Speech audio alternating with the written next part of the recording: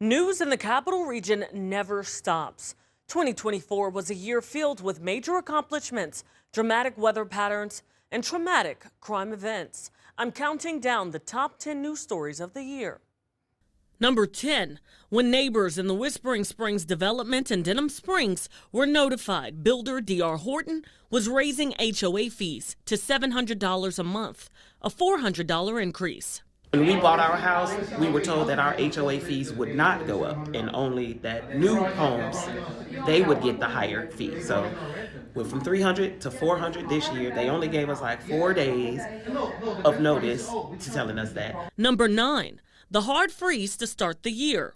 The city shut down. Schools, businesses, and major highways were all closed on that freezing cold Tuesday in January. The temperatures dropped to 19 degrees, the lowest in the region since 2022. Many drivers were left stranded on an icy I-10 for hours. My car, we had to just leave it on the side of the road, right before the bridge started, and we're about to take an Uber home. After about 2 hours, we were like, all right, we're just going to stop, we're just going to get off the road, we're going to park it, and we're just going to get a little ride home and go to sleep. Number 8, EBR Mayor President Sharon Weston Broome lost the mayoral race to Republican Sid Edwards, making him the first Republican mayor since 2005. Number 7, legendary Baton Rouge rapper Torrance Hatch, a.k.a. Lil Boosie, arrested again. Hatch is accused of stealing nearly $9,000 worth of services from a limo company in Austin, Texas. Number 6, a shooting on Airline Highway claimed the life of a beloved community teacher, Teresa Callaghan. She was shot multiple times while driving, leaving many people in the community confused about her death, wondering why her. This just not supposed to happen to her. That is not who she is, who she was, and none of her lifestyle was a reflection of the way she was taken out. Coming in the number 5 spot, LSU's Tiger Girls bringing home the national championship trophy.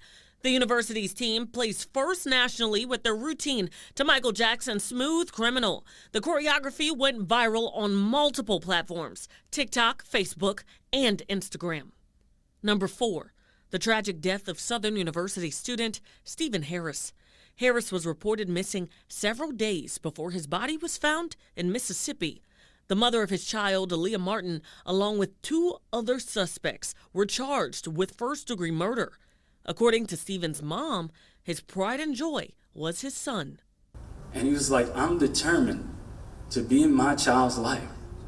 I am going to be a dad, and nobody will stop me from being a dad to this child. Number 3, in October, the Livingston Parish Sheriff's Office launched a multi-agency investigation into a missing 10-year-old boy.